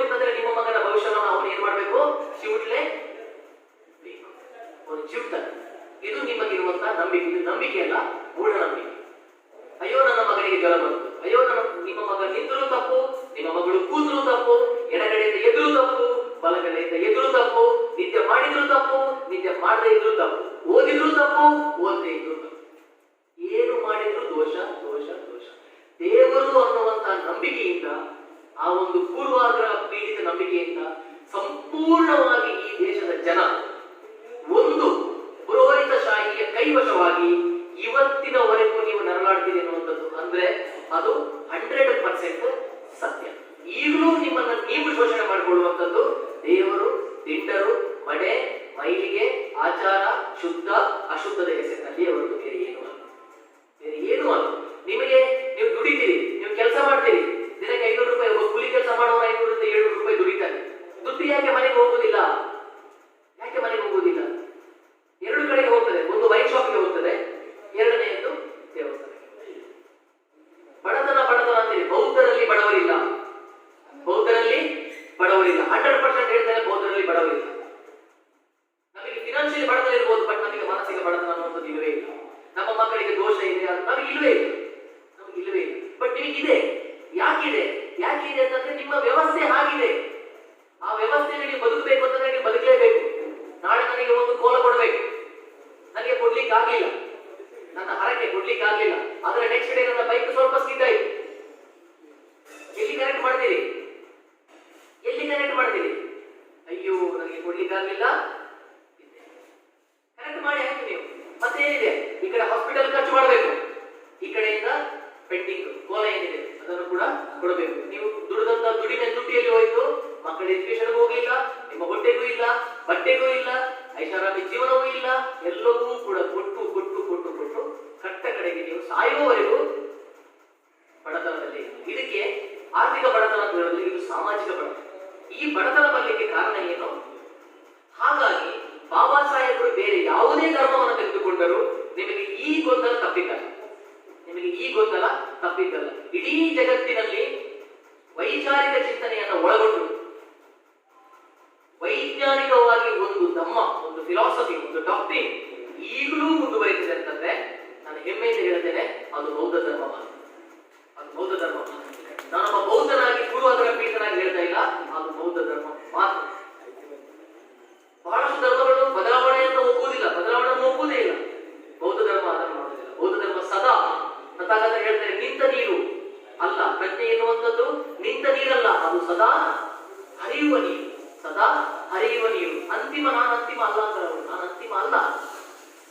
ಯಾರು ಹೇಳ್ತಾರೆ? ಯಾರು ಹೇಳ್ತಾರೆ ಈ ಮಾತನ್ನ? ಪ್ರತಿ ಒಬ್ಬ ಧರ್ಮದ ಪ್ರೊಫೆಟ್ ಕೂಡ ಅವರ ಸ್ಥಾನವನ್ನು ಅವರ ಧರ್ಮದೊಳಗಡೆ ಭದ್ರ ಮಾಡ್ಕೊಂಡಿದ್ದಾರೆ. ತಥಾಗತರು ಮಾಡ್ಕೊಂಡಿಲ್ಲ, ತಥಾಗತರು ಮಾಡ್ಕೊಂಡಿಲ್ಲ. ಆನಂದರು ಕೇಳ್ತಾರೆ ತಥಾಗತರ ಬಳಿ, ನಿಮ್ಮ ನಂತರ ನಿಮ್ಮ ಉತ್ತರಾಧಿಕಾರಿ ಯಾರು ಅಂತ ಕೇಳ್ತಾರೆ. ನಿಮ್ಮ ನಂತರ ನಿಮ್ಮ ಉತ್ತರಾಧಿಕಾರಿ ಯಾರು? ತಥಾಗತರಿಗೆ ಮಗ ಇರ್ತಾನೆ, ರಾಹುಲ್ ಅನ್ನುವಂತ ಮಗ ಇರ್ತಾನೆ. ತಥಾಗತರು ಒಂದು ಮಾತು ಹೇಳ್ತಾರೆ, ಬುದ್ಧನಿಗೆ ಉತ್ತರಾಧಿಕಾರಿ ಇಲ್ಲ, ಧಮ್ಮಕ್ಕೆ ಧಮ್ಮವೇ ಉತ್ತರಾಧಿಕಾರಿ, ಸಂಘಕ್ಕೆ ಸಂಘವೇ ಉತ್ತರಾಧಿಕಾರಿ ಅಂತ ಹೇಳಿ ತನ್ನ ಆ ಸ್ಥಾನವನ್ನು ಬಿಟ್ಟುಕೊಂಡಿದ್ದಾರೆ ತಥಾಗತ ಗೌತಮ ಬುದ್ಧರು. ಎಷ್ಟು ಮಂದಿ ಸ್ವಾಮಿ ಮಾಡಿದ್ದಾರೆ? ನಾನು ಟೀಕೆ ಮಾಡ್ತೇನೆ, ಎಷ್ಟು ಸ್ವಾಮಿ ಮಾಡಿದ್ದಾರೆ? ಭಗವದ್ಗೀತೆಯ ಪ್ರಕಾರ ಕೃಷ್ಣನನ್ನ ನೀವು ಸ್ತುತಿಸುವುದರ ಮೂಲಕ ಸ್ವರ್ಗವನ್ನು ಇರಬಹುದು. ಕೃಷ್ಣನನ್ನ ಸ್ತುತಿಸುವುದರ ಮೂಲಕ ಕೃಷ್ಣನ ಪ್ಲೇಸ್ ಫಿಕ್ಸ್ ಆಯ್ತಲ್ಲಿ. ಇಸ್ಲಾಂನಲ್ಲಿ ನೀವು ಪ್ರವಾದಿ ಮಹಮ್ಮದನ ಫಿಲಾಸಫಿಯನ್ನು ಒಪ್ಪುವುದರ ಮೂಲಕ, ಅವರೇ ಕಟ್ಟ ಕಡೆಯ ಪ್ರೊಫೆಟ್ ಅಂತ ಒಪ್ಪುವುದರ ಮೂಲಕ ನೀವು ಸ್ವರ್ಗವನ್ನು ಪಡೆಯಬಹುದು. ಅಂದ್ರೆ ಅವರ ಸ್ಥಾನದಲ್ಲಿ ಭದ್ರ ಆಯಿತು. ಜೀಸಸ್ನ ಮೂಲಕವಾಗಿ ನಿಮಗೆ ಸ್ವರ್ಗವನ್ನು ಪಡೆಯಬಹುದು. ಜೀಸಸ್ನ ಸ್ಥಾನ ಭದ್ರವಾಯಿತು. ಬುದ್ಧಿಸಂನಲ್ಲಿ ನೀವು ಬಂದ್ರೆ ನಿಮಗೆ ಏನೂ ಇಲ್ಲ. ಜೀವನ ಮಾಡಬೇಕು, ಜೀವನದಲ್ಲಿ ಸಮಾನತೆಯಿಂದ ಸಹೋದರತೆಯಿಂದ ಜೀವನ ಮಾಡಬೇಕು. ಇದು ಬಿಟ್ಟರೆ ನಿಮಗೆ ಸ್ವರ್ಗ, ನರಕ, ಆತ್ಮ ಯಾವುದರ ತಲೆಬಿಸಿಯುವಿಗೆ ಇಲ್ಲ. ಈ ಎಲ್ಲ ವೈಚಾರಿಕ ಚಿಂತನೆಯನ್ನು ನೋಡಿ ಮೂಢನಂಬಿಕೆಯ ರೋಗದಿಂದ ಬಳಲುತ್ತಿದ್ದಂತ ಈ ದೇಶಕ್ಕೆ ಬಾಬಾ ಸಾಹೇಬರು ಕೊಟ್ಟಂತ ದೊಡ್ಡ ಇಂಜೆಕ್ಷನ್ ಬೌದ್ಧ ಧರ್ಮ. ದೊಡ್ಡ ಇಂಜೆಕ್ಷನ್ ಬೌದ್ಧ ಧರ್ಮ. ಇದನ್ನ ಎಲ್ಲಿಂದಲೋ ಅವರು ಹಿಡ್ಕೊಂಡು ಬಂದಿಲ್ಲ. ತಥಾಗತ ಬುದ್ಧರ ಡಾಕ್ಟ್ರಿನ್ ಅನ್ನ ಯಾವುದೋ ದೇಶದಿಂದ ಅವರು ಹಿಡ್ಕೊಂಡು ಬಂದಿಲ್ಲ. ಇದು ಹುಟ್ಟಿದ್ದೆ ನಮ್ಮ ದೇಶದಲ್ಲಿ. ಬಾಬಾ ಸಾಹೇಬ್ ಹೇಳ್ತಾರೆ, ಇದು ಹುಟ್ಟಿದ್ದು ನನ್ನ ದೇಶದಲ್ಲಿ. ನಾಳೆ ಯಾರಾದರೂ ನನಗೆ ಕೌಂಟರ್ ಮಾಡಬೇಕು, ಇವರು ಇಸ್ಲಾಮಿಗೆ ಓಡಿ ಹೋದ, ಇವರು ಕ್ರಿಶ್ಚಿಯಾನಿಟಿಗೆ ಓಡಿ ಹೋದ ಅಂತ ಯಾರಾದರೂ ಟೀಕೆ ಮಾಡುವುದಾದ್ರೆ ಬೌದ್ಧ ಧರ್ಮಕ್ಕೆ ನೀವೇನು ಹೇಳ್ತೀರಿ? ಎಲ್ಲಿ ಓಡಿ ಹೋಗ್ಬೇಕು? ಓಡಿ ಹೋಗ್ಲಿಕ್ಕೆ ನನ್ನ ಮನೆ ಸ್ವಾಮಿ. ಇದು ಇಡೀ ಈ ದೇಶದಲ್ಲಿ ಹುಟ್ಟಿ ಈ ದೇಶದಲ್ಲಿ ಇಡೀ ಜಗತ್ತಿಗೆ ಪಸರಿಸಿದಂತಹ ಅತ್ಯುತ್ತಮ ಅದ್ಭುತವಾದ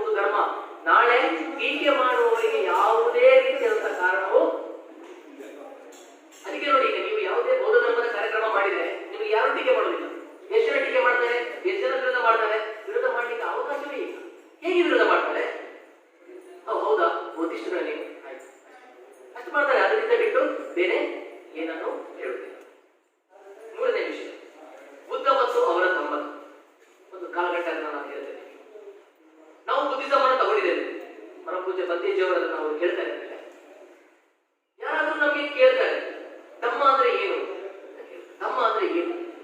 ಒಬ್ಬೊಬ್ಬರು ಒಂದೊಂದು ಉತ್ತರವನ್ನು ನಾವು ಕೊಡಬಾರ್ದು. ನಾವು ಕೊಡುವಂತ ಉತ್ತರ ಒಂದೇ ಆಗಿರಬೇಕು. ಹಾಗಾದ್ರೆ ಏನು ಹೇಳ್ಬೋದು ನಾವು ಏನು ಹೇಳ್ಬೋದು? ವಿಶೇಷವಾಗಿ ಈಗಿನ ಯಂಗ್ ಜನರೇಷನ್ ಇದರ ಬಗ್ಗೆ ತಿಳ್ಕೊಂಡಿರ್ಬೇಕು. ನಾನು ಯಾಕೆ ಇದನ್ನ ಪ್ರತಿ ಒಂದು ಸ್ಟೇಜ್ ನಾನು ಇದನ್ನ ಯಾಕೆ ಹೇಳ್ತೇನೆ ಅಂತಂದ್ರೆ, ಈಗ ನಿಮ್ಮಲ್ಲೇ ಕೇಳುವ, ನೀವು ಒಂದಷ್ಟು ಜನ ಈಗ ಹಿಂದೂ ಧಾರ್ಮಿಕತೆಯ ಒಂದು ಮೆಂಟಾಲಿಟಿ ಇರ್ಬೋದು, ತಪ್ಪಲ್ಲ, ನಾನು ತಪ್ಪು ಅಂತ ನಿಮಗೆ ಹೇಳುದಿಲ್ಲ. ಆದ್ರೆ ನಿಮ್ಮ ಹತ್ರ ನಾನೀಗ ಟಕ್ ಅಂತ ಒಬ್ಬ ಬಂದು ಹೇಳ್ತೇನೆ, which religion you belongs to? ಒಬ್ಬ which religion you belongs to? I belongs to Hindu religion. Can you explain what is Hinduism? Can you explain me what is Hinduism? ನನಗೆ ನೀವು ಎಕ್ಸ್ಪ್ಲೇನ್ ಮಾಡಬಹುದಾ? ಎಷ್ಟು ಜನ ಮಾಡಲಿಕ್ಕೆ ತಯಾರಿದ್ದೀರಿ? Being a Hindu religion, ಎಷ್ಟು ಮಂದಿ ತಯಾರಿದ್ದೀರಿ? The big zero. It's a big zero. If I ask the same question, ನಾನು ಇದೇ ಪ್ರಶ್ನೆಯನ್ನು ಒಬ್ಬ ಮುಸಲ್ಮಾನ ಧರ್ಮೀಯನಲ್ಲಿ ಕೇಳಿದರೆ, can you explain what is Islam? He is ready to explain. ಅವನು ಖುಷಿ ಪಡ್ತಾನೆ ನಾನು ಎಕ್ಸ್ಪ್ಲೇನ್ ಮಾಡಲಿಕ್ಕೆ. He is ready to explain. ನೀವು ಒಪ್ತೀರಿ ಬಿಡ್ತೀರಿ ಅದು ಬೇರೆ ವಿಷಯ, ಬಟ್ ಅವನು ರೆಡಿ ಇದೆ. If you ask the same question with a Christian, ಅವನು ಖುಷಿ ಆಗ್ಬಿಡ್ತಾನೆ. Yes, I will explain ಅಂತ ಹೇಳಿ. If you ask a Buddhist, I am ready to explain what is Buddhism. I can explain you for one day. ಎಷ್ಟು ಮಂದಿ ನೀವು ನಿಮ್ಮ ಧರ್ಮದಲ್ಲಿ ಗುರುತಿಸಿಕೊಂಡು ನಿಮ್ಮ ಧರ್ಮವನ್ನು ವಿವರಣೆ ಮಾಡಲಿಕ್ಕೆ ಎಷ್ಟು ಜನ ರೆಡಿ ಇದ್ದೀರಿ? ಯಾಕೆ ಹೇಳ್ತಾ ಇದ್ದೇನೆ ಅಂತಂದ್ರೆ, ನಾವು ಯಾಕೆ ರೆಡಿ ಇರಬೇಕು? ಯಾವುದೇ ಒಬ್ಬ, ಈಗ ನೀವು ದಳ ಸಮುದಾಯದವರು ಅಂತ ನಾವು ಏನು SC ST ಶೂದ್ರರು ನಾವೇನು ಹೇಳ್ತೇವೆ, ಇವರಿಗೆ ಧರ್ಮ ಅಂತ ಕೇಳಿದ್ರೆ ಜಾತ್ರೆ, ಪೂಜೆ, ಭಜನೆ, ಆರಾಧನೆ, ದೇವರು, ಇದಿಷ್ಟು ಬಿಟ್ಟರೆ ಏನು ಗೊತ್ತು ಹೇಳಿ? ಭಗವದ್ಗೀತೆಯ ಒಂದು ಶ್ಲೋಕ ಹೇಳು ಮಾರಾಯ. ನೋಡಿ, ಋಗ್ವೇದದಲ್ಲಿ ಎಷ್ಟು ಚಾಪ್ಟರ್ ಇದೆ, ಎಷ್ಟು ವೇದಗಳಿದೆ, ಎಷ್ಟು ಉಪನಿಷತ್ಗಳಿದೆ, ವೇದಕ್ಕೆ ಮತ್ತು ಉಪನಿಷತ್ತಿಗೆ ಏನು ಡಿಫರೆನ್ಸ್ ಇದೆ, ಯಾಕೆ ಸರ್ ಬೇಕು ಅದೆಲ್ಲ ಗೊತ್ತಿಲ್ಲದೆ ಮತ್ತೆ ನೀನು ಹೇಗೆ ಹಿಂದೂ ಧರ್ಮೀಯನಾಗಿದೆ? ಇಲ್ಲ ಸರ್, ಎಲ್ಲ ಧರ್ಮ ಒಂದೇ ಸರ್. ಎಷ್ಟು ಧರ್ಮ ಓದಿದಿ? ಎಲ್ಲ ಧರ್ಮ ಒಂದೇ ಸರ್. ಎಷ್ಟು ಧರ್ಮ ಓದಿದ್ದಿ? ಯಾವುದು ಓದಿಲ್ಲ, ಮತ್ತೆ ಹೇಗೆ ಒಂದೇ ಅಂತ ಹೇಳ್ತೀನಿ? ಈಗ ಎಲ್ಲ ಒಂದೇ ಅಂತ ಹೇಳಬೇಕು ಅಂತ ನಾವು ಓದಿರ್ಬೇಕಲ್ಲ ಸರ್ ಅದನ್ನ. ಅವನು ಯಾವುದನ್ನು ಓದದೆ ಎಲ್ಲ ಒಂದೇ ಅಂತ ಅನ್ನುವಂಥ ತೀರ್ಮಾನಕ್ಕೆ ಹೇಗೆ ಬರ್ತಾನೆ? ಧರ್ಮ ಅನ್ನುವಂಥದ್ದು ನೀವು ಅಂದುಕೊಂಡಿರುವಷ್ಟು ಸುಲಭವಾದ ಸಾಧನ ಅಲ್ಲ. ನೆನಪಿಟ್ಟುಕೊಳ್ಳಿ, ನಿಮ್ಮ ಪ್ರಗತಿಗೂ ಧರ್ಮವೇ ಕಾರಣ, ನಿಮ್ಮ ವಿನಾಶಕ್ಕೂ ಅದೇ ಕಾರಣ. ಎರಡಕ್ಕೂ ಅದೇ ಕಾರಣ ಆಗ್ತದೆ. ವ್ಯತ್ಯಾಸ ನೀವು ತಿಳ್ಕೊಂಡಿಲ್ಲ ಅಂತಂದ್ರೆ ಅದು ನಿಮ್ಮ ವಿನಾಶಕ್ಕೆ ದೂಡುತ್ತದೆ, ನೀವು ತಿಳ್ಕೊಂಡ್ರೆ ನಿಮ್ಮ ಪರಿವರ್ತನೆಗೆ, ನಿಮ್ಮ ವಿಕಾಸಕ್ಕೆ ಅದು ದೂಡುತ್ತದೆ. ಹಾಗಾಗಿ ದಯವಿಟ್ಟು ನೀವು ಬೌದ್ಧ ಧರ್ಮೀಯರಾಗಿದ್ದು ನಾನು ಹೇಳುವುದಿಲ್ಲ, ನೀವು ಹಿಂದೂಗಳಾಗಿರಿ, ಮುಸ್ಲಿಮರಾಗಿ ಏನೇ ಆಗಿರಿ, ದಯವಿಟ್ಟು ನಿಮ್ಮ ಧರ್ಮವನ್ನು ತಿಳ್ಕೊಳ್ಳಿ. ಆ ಧರ್ಮದಲ್ಲಿ ನಿಮ್ಮ ಪೊಸಿಷನ್ ಏನು ಅಂತ ತಿಳ್ಕೊಳ್ಳಿ. ಹಿಂದೂ ಧರ್ಮೀಯರಾಗಿ ನಾನಿದ್ದೇನೆ, ತೊಂದರೆ ಇಲ್ಲ. ನಿಮ್ಮ ಪೊಸಿಷನ್ ಏನು ಆ ಧರ್ಮದಲ್ಲಿ? ಏನು ಪೊಸಿಷನ್ ಇದೆ ನಿಮಗೆ? ದಯವಿಟ್ಟು ಅರ್ಥ ಮಾಡ್ಕೊಳ್ಳಿ. ಈಗ ನಾನೊಬ್ಬ ಬೌದ್ಧನಾಗಿ ನನ್ನ ಧರ್ಮವನ್ನು ನಾನು ಹೇಳಬೇಕು ನಿಮಗೆ ಅಂತಂದ್ರೆ, ಸಿಂಪಲ್ ಆಗಿ ಹೇಳಬೇಕು ಅಂತಂದ್ರೆ, ತಥಾಗತ ಗೌತಮ ಬುದ್ಧರು 3 ರೀತಿಯಾಗಿ ಇದನ್ನು ವಿಂಗಡಣೆ ಮಾಡಿದ್ದಾರೆ. ಬುದ್ಧ ಮತ್ತು ಅವರ ತಮ್ಮ ಕೃತಿ, ಬಾಬಾ ಸಾಹೇಬರು ಬರೆದಿರುವ ಒಂದು ಕೃತಿಯನ್ನು ಉಲ್ಲೇಖ ಮಾಡಿ ನಾನು ಹೇಳ್ತೇನೆ. 3 ವಿಂಗಡಗಳಾಗಿ ತಥಾಗತರು ಹೇಳ್ತಾರೆ. ಮೊದಲನೆಯದು ಧಮ್ಮ ಅಂದ್ರೆ ಏನು? ವಾಟ್ ಈಸ್ ಧಮ್ಮ. ಎರಡನೆಯದು ವಾಟ್ ಈಸ್ ನಾಟ್ ಧಮ್ಮ, ಯಾವುದು ಧಮ್ಮವಲ್ಲ, ಅದು ಕೂಡ ಧಮ್ಮ ಅನ್ನುವ ಹೆಸರಲ್ಲೇ ಮುಂದುವರೆದುಕೊಂಡು ಬಂದಿದೆ. ಮೂರನೆಯದು ಅದ್ಭುತವಾದಂತಹ ವಿಂಗಡಣೆ, ವಾಟ್ ಈಸ್ ಸದ್ದಮ್ಮ, ಧಮ್ಮ ಯಾವಾಗ ಸದ್ದಮ್ಮವಾಗುತ್ತದೆ ಅಂತ ಹೇಳ್ತಾರೆ. ಇದು ಇಡೀ ಅವರ ಫಿಲಾಸಫಿಯ ಸೆಂಟ್ರಲ್ ಪಾಯಿಂಟ್. ಧಮ್ಮ ಅಂದ್ರೆ ಏನು, ಯಾವುದು ಧಮ್ಮ ಅಲ್ಲ, ಧಮ್ಮ ಯಾವಾಗ ಸದ್ದಮ್ಮವಾಗುತ್ತದೆ. Book number 3 part number 3, Buddha and his dhamma. ದಯವಿಟ್ಟು ವಿದ್ಯಾರ್ಥಿಗಳು ಓದಿ, ದಯವಿಟ್ಟು ಓದಿ. ಯಾವ ಪೂರ್ವಾಗ್ರಹವನ್ನು ಇಟ್ಕೊಳ್ಳದೆ, ಈಗ ಹೇಗೂ ಕೊರೋನಾ ರಜೆಯಲ್ಲಿದ್ದೀರಿ, ಓದಿ, ನಿಮ್ಗೆ ಅರ್ಥ ಆಗ್ತದೆ, ನೀವು ಓದಿ. ಇದರಲ್ಲಿ ವಾಟ್ ಈಸ್ ಧಮ್ಮ ಅದನ್ನು ನಾನು ಹೇಳ್ತೇನೆ, ಯಾಕಂದ್ರೆ ನೀವು ಅದನ್ನು ಮುಂದುವರಿಸಬೇಕು. ನಾನು ಮತ್ತೆ ಹೇಳೋದಿಲ್ಲ, ನನಗೆ ಟೈಮ್ ಇಲ್ಲ. ವಾಟ್ ಈಸ್ ಧಮ್ಮದಲ್ಲಿ 5 ಪಾಯಿಂಟ್ ಅನ್ನು ಹಾಕ್ತೇನೆ. 5 point. To maintain purity of life is dhamma. ಜೀವನದಲ್ಲಿ ಪ್ಯೂರಿಟಿಯನ್ನು ಮೇಂಟೈನ್ ಮಾಡೋದೇನಿದೆಯಲ್ವಾ, ಅದುವೇ ಧಮ್ಮ. ಎರಡನೇ ಪಾಯಿಂಟ್ ಹೇಳ್ತೇನೆ, to reach perfection in life is dhamma. ಜೀವನದಲ್ಲಿ ಪರ್ಫೆಕ್ಷನ್ ಅನ್ನು ನಾವು ರೀಚ್ ಆಗ್ತೇವಲ್ಲ, ಅದು ಧಮ್ಮ. ಮೂರನೆಯದು, to live in nibbana is dhamma. Very important point, ನಿಬ್ಬಾಣದಲ್ಲಿ ಬದುಕುವುದೇ ಧಮ್ಮ. ನಾಲ್ಕನೇ point, to give up craving is dhamma. ದುರಾಸೆಯನ್ನ ತ್ಯಜಿಸುವುದೇ ಧಮ್ಮ. ಐದನೇ ಪಾಯಿಂಟ್ ಹೇಳ್ತಾರೆ, to believe that all the compound things are impermanent. ಎಲ್ಲ ಸಂಯುಕ್ತ ವಸ್ತುಗಳು ಅಶಾಶ್ವತವಾದದ್ದು ಎಂದು ನಂಬುವುದೇ ಧಮ್ಮ. ಕಡೆಯ ಪಾಯಿಂಟ್ ಅನ್ನು ಅಂತಾರೆ, ಟು ಬಿಲೀವ್ ದಟ್ ಕಮ್ಮ. ನೀವೇನು ಕರ್ಮ ಅಂತ ಹೇಳ್ತೀರಿ? Kamma is the instrument for the moral order is dhamma. ಇಡೀ ಜಗತ್ತಿನ ಮೋರಲ್ ಆರ್ಡರ್ ಏನಿದೆ, ಆ ಮೋರಲ್ ಆರ್ಡರ್ಗೆ ಕಮ್ಮವೇ ಕಾರಣ ಅಂತ ನಂಬುವುದು. ಇದು ಒಂದು ಪಾರ್ಟ್ ಅಷ್ಟೇ ನಾನು ಹೇಳ್ತೇನೆ, ಒಂದು ಪಾರ್ಟ್. ಇದರಲ್ಲಿ ಒನ್ ಬೈ ಒನ್ ಅಂತ ತಗೊಂಡ್ರೆ, to maintain purity of life is dhamma. ಏನು ಜೀವನದಲ್ಲಿ ಇರಬೇಕಾದಂತ ಪ್ಯೂರಿಟಿ ನೋಡಿ, ಏನು? What are the purities? ಬಗೆ ಬಗೆಯಲ್ಲಿ ಅದನ್ನು ಬಾಬಾ ಸಾಹೇಬರು ಬಹಳ ಅದ್ಭುತವಾಗಿ ಬರೀತಾರೆ. ತಥಾಗತರು ಹೇಳ್ತಾರೆ, there are 3 types of purities: purity of mind, purity of body, purity of speech. Purity of mind, purity of body, purity of speech.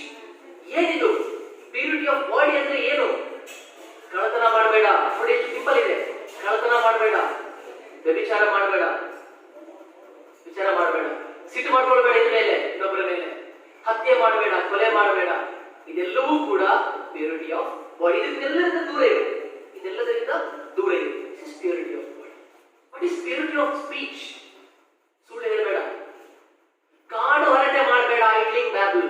ಕಾಡು ಹರಟೆ ಮಾಡಬೇಡ, ಸುಮ್ಮನೆ ಮಾತಾಡಬೇಡ. ನೋಡಿ, ತಥಾಗತರು ಮಾತಾಡ್ತಿರ್ಲಿಲ್ಲ. ಯಾಕೆ? ಅವ್ರು ಸುಳ್ಳು ಹೇಳ್ತಿರ್ಲಿಲ್ಲ, ಸುಮ್ಮನೆ ಮಾತಾಡ್ತಿರ್ಲಿಲ್ಲ, ಸಿಟ್ಟುಕೊಳ್ತಿರ್ಲಿಲ್ಲ. ಉಡಾವಣೆಯ ಮಾತುಗಳು ಅವರ ಹತ್ರ ಇಲ್ಲವೇ ಇಲ್ಲ. ಇನ್ನು ಮಾತಾಡೋದಕ್ಕೆ ಏನು ಉಳಿದಿದೆ?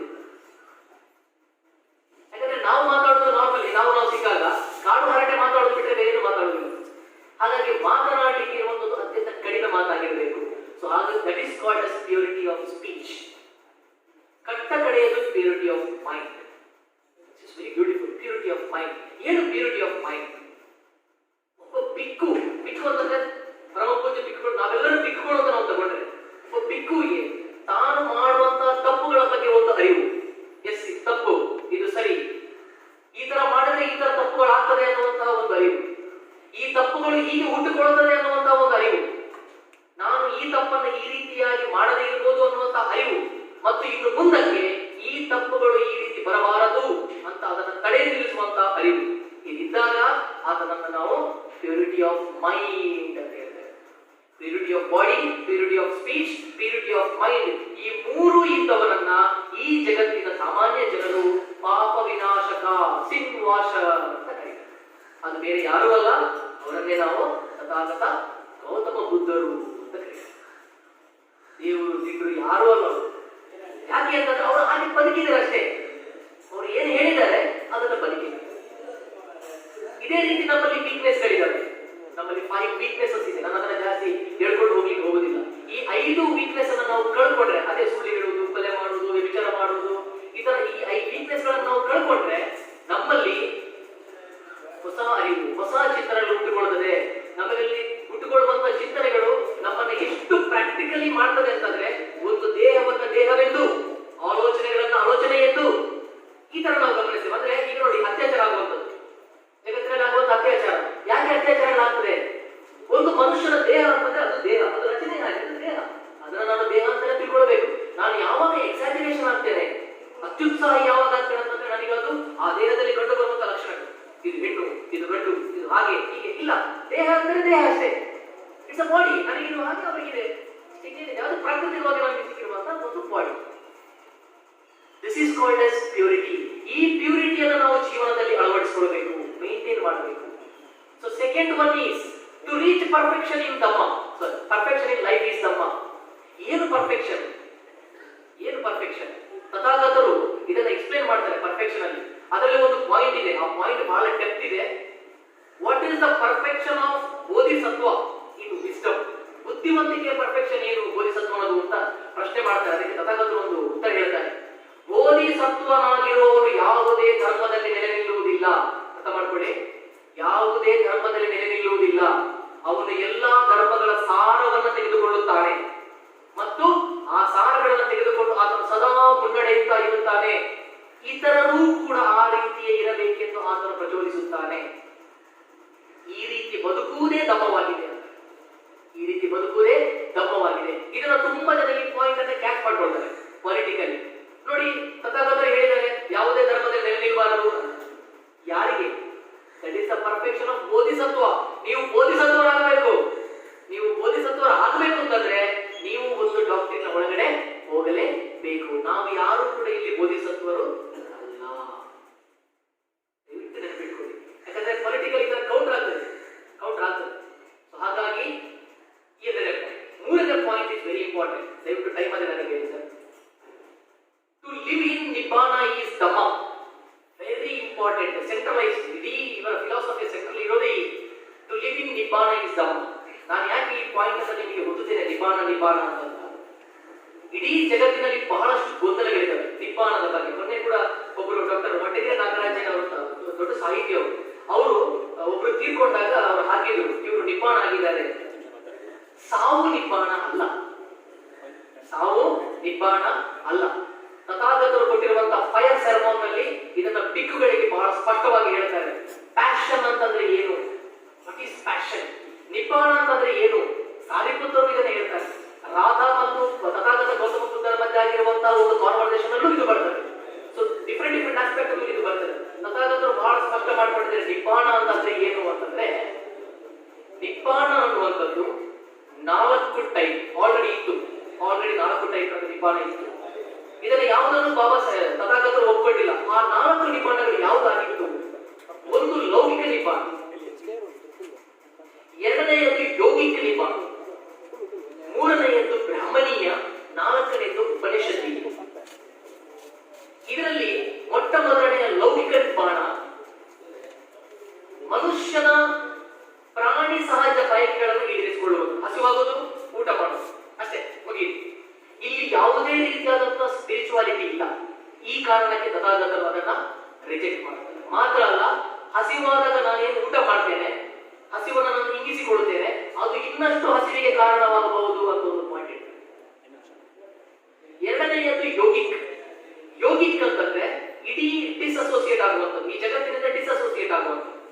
ಅಂದ್ರೆ ಸಂಪೂರ್ಣ ಧ್ಯಾನದಲ್ಲಿ ಮೈಮರೆಸುವಂಥದ್ದು. ತಪಸ್ಸು ಮಾಡ್ತಾರೆ, ಧ್ಯಾನ ಸಂಪೂರ್ಣವಾಗಿ ಅದೇ ನಿಬ್ಬಾನ ಅಲ್ಲಿ ಮಾಡಿಕೊಂಡು ಅವರನ್ನ ಕಳಿಸಿಕೊಳ್ಳುವುದು.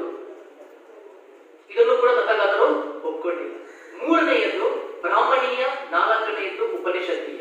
ಈ ಬ್ರಾಹ್ಮಣೀಯ ಮತ್ತೆ ಉಪನಿಷದೀಯಕ್ಕೆ ಏನಿದೆ ಒಂದು ಸಿಮಿಲಾರಿಟಿ ಅಂತಂದ್ರೆ, ಎರಡೂ ಕೂಡ ಸ್ಯಾಲ್ವೇಷನ್ ಆಫ್ ಸೋಲ್, ಆತ್ಮದ ಮೋಕ್ಷದ ಬಗ್ಗೆ ಅದು ಮಾತಾಡ್ತಾರೆ. ಆತ್ಮದ ಪರಿಕಲ್ಪನೆಯೇ ತಥಾಗತರಲ್ಲಿ ಇಲ್ಲದೆ ಇರುವ ಕಾರಣಕ್ಕೆ ಅದನ್ನು ಕೂಡ. ಹಾಗಾದ್ರೆ ತಥಾಗತರು ಹೇಳಿರುವಂತಹ ನಿಬ್ಬಾನ ಯಾವುದು? ಅವರು 3 ಕ್ಯಾಟಗರಿ ಮಾಡ್ತಾರೆ. ಇಂದ್ರಿಯ ಇರುವಂತಹ ಯಾವುದೇ ಜೀವಿ ಈ ಜೀವನದಲ್ಲೇ ಪಡೆದುಕೊಳ್ಳಬೇಕಾದಂಥದ್ದು ನಿಬ್ಬಾನ. ಅದು ಮೋಕ್ಷ ಸಾಧನೆ ಅಲ್ಲ. ಅವನು ಖುಷಿಯಾಗಿರ್ಬೇಕು, ಅವನ ಸಾಂಸಾರಿಕ ಜೀವನದಲ್ಲಿ ಅವನು ಖುಷಿಯಾಗಿರ್ಬೇಕು, ಅದೇ ನಿಬ್ಬಾನ. ರಾಗ ದ್ವೇಷಗಳು, ಪ್ಯಾಷನ್, ಇದು ಸದಾ ಉರಿತಾ ಇರ್ತದೆ. ಈ ಉರಿಯುವ ಜ್ವಾಲೆ ಏನಿದೆ ಅದನ್ನ ಅವರು ಕಂಟ್ರೋಲ್ ಮಾಡ್ಕೊಳ್ಬೇಕು. ಅದನ್ನ ನಟಿಸ್ಬೇಕು ಅಂತ ಹೇಳ್ತೇವೆ ನಾವು. ಅದನ್ನ ಕಂಟ್ರೋಲ್ ಮಾಡಬೇಕು. ಅಂದ್ರೆ don't add fuel on it. ಅದಕ್ಕೆ ಮತ್ತೆ ಇಂಧನವನ್ನು ಹಾಕಬೇಡ, ಅದನ್ನ ಹಾಗೆ ಕಂಟ್ರೋಲ್ ಮಾಡ್ಕೋ. That is nibbana. ಅದನ್ನ ನಿಬ್ಬಾನ ಅಂತ ಹೇಳ್ತಾರೆ. ಇಡೀ ಜಗತ್ತಿನಲ್ಲಿ ನೋಡಿ, ನಾವು ಅದನ್ನ ಬಹಳ ಅದ್ಭುತವಾಗಿ ಇಂಪ್ರೆಂಟ್ ಮಾಡ್ತಾರೆ. ನಾವು ನೋಡುವ ಕಣ್ಣಿನ ದೃಶ್ಯಗಳು, ಸಂವೇದನೆ ಎಲ್ಲವೂ ಉರಿತಿದೆ. ಕೇಳುವ ಕಿವಿ, ಕೇಳುವ ಹಾಡು, ಕೇಳುವ ಶಬ್ದ ಪ್ರತಿಯೊಂದು ಉರಿತಾ ಇದೆ. ಆದರೆ ಅದನ್ನ ಕಂಟ್ರೋಲ್ ಮಾಡ್ಕೊಳ್ಬೇಕು. ಇದು ನಿಬ್ಬಾನ. ನಿಬ್ಬಾನ ಈಸ್ ದ ಮಿಡಲ್ ವೇ. ಮಧ್ಯಮ ಮಾರ್ಗವೇ ನಿಬ್ಬಾನವಾಗಿದೆ. ಆ ಮಧ್ಯಮ ಮಾರ್ಗವೇನೆ ಯಾವುದೂ ಅಲ್ಲ, ಶ್ರೇಷ್ಠವಾದ 8-fold ಪಾತ್, ಅಷ್ಟಾಂಗ ಮಾರ್ಗವೇ ನಿಬ್ಬಾನವಾಗಿದೆ. ಬೇರೆ ಯಾವುದೂ ಅಲ್ಲ. ರಾಗ ದ್ವೇಷಗಳನ್ನು ನಿಯಂತ್ರಣ ಮಾಡುವುದು, ರಿಲೀಸಿಂಗ್ ಫ್ರಮ್ ದ ಪ್ಯಾಷನ್. ರಾಗದ ಬಳಿ ಹೇಳುವಂತ ಮಾತು ತಥಾಗತರು. ವಾಟ್ ಈಸ್ ನಿಬ್ಬಾನ ಅಂತ ಕೇಳ್ತಾರೆ ರಾಗರು. ಅಲ್ಲಿ ತಥಾಗತರು ಹೇಳ್ತಾರೆ releasing from the passion is nibbana. ಹಾಗಾದ್ರೆ ಪರಿನಿಬ್ಬಾನ ಅಂತಂದ್ರೆ ಏನು? ಪರಿನಿಬ್ಬಾನ ಅನ್ನುವಂಥದ್ದು ಸಾವು. ನೆನಪಿಟ್ಟುಕೊಳ್ಳಿ, ಕಂಪ್ಲೀಟ್ ವಿನಾಶ, ಅನಹೈಲೇಷನ್, ವಿನಾಶ, ಇದು ಒಂದು ಕೊನೆ. Parinibbana is the another end. Nibbana is the middle way. ಮಧ್ಯಮ ಮಾರ್ಗ. ಹಾಗಾಗಿ ದಯವಿಟ್ಟು ಕನ್ಫ್ಯೂಷನ್ ಮಾಡಬೇಡಿ. ನಿಬ್ಬಾನವೇ ಬೇರೆ, ಪರಿನಿಬ್ಬಾನವೇ ಬೇರೆ, ವಿನಾಶವೇ ಬೇರೆ.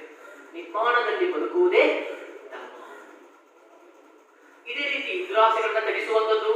ದುರಾಸೆಗಳನ್ನ ತ್ಯಜಿಸುವುದಂದ್ರೆ ಬಹಳ ಜನ ತಿಳ್ಕೊಳ್ತಾರೆ, ನಾನು ಬಡವನಾಗಿ ಇರ್ಬೋದು. ಹಾಗಾದ್ರೆ ಇಲ್ಲ. ನೈತಿಕತೆಯ ಸಂಪತ್ತನ್ನು ತಥಾಗತರು ಸ್ವೀಕಾರ ಮಾಡಿದ್ದಾರೆ. ಅದು ಒಳ್ಳೆಯದು ಅಂತ ಹೇಳಿದ್ದಾರೆ.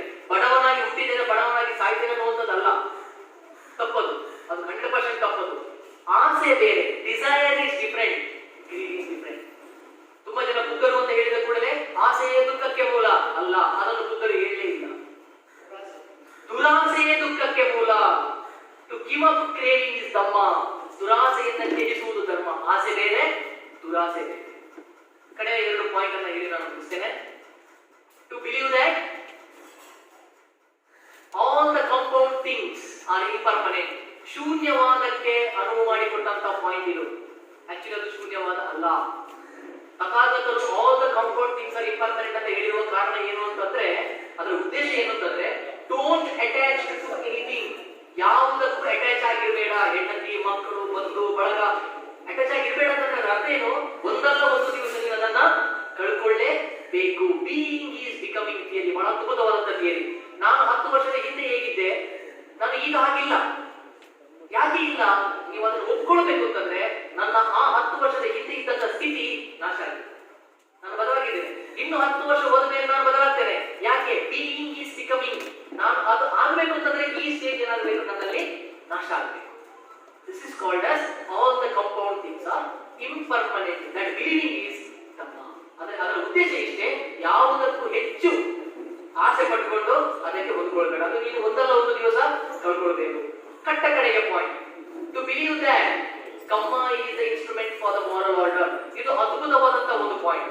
ಕಮ್ಮ, ಯಾಕಂದ್ರೆ ನಿಮ್ಮನ್ನೆಲ್ಲರನ್ನು ಮೋಸ ಮಾಡಿದ್ದು ಇದೇ ಸಿದ್ಧಾಂತ ಹಿಂದೂ ಧರ್ಮದಲ್ಲಿ, ಕರ್ಮ ಸಿದ್ಧಾಂತ. ಈ ಜನ್ಮದಲ್ಲಿ ನಿನ್ನ ವರ್ಣಕ್ಕೆ ಕೊಟ್ಟಂತಹ ಕರ್ಮವನ್ನು ನೀನು ಮಾಡಿದರೆ ಮುಂದಿನ ಜನ್ಮದಲ್ಲಿ ನೀನು ಬ್ರಾಹ್ಮಣನಾಗಿ ಹುಟ್ಟುತ್ತೀ ಅಂತ ಹೇಳ್ತಾರೆ. ಬಟ್ ಕಮ್ಮ ಸಿದ್ಧಾಂತ ಈಸ್ ವೆರಿ ಡಿಫರೆಂಟ್.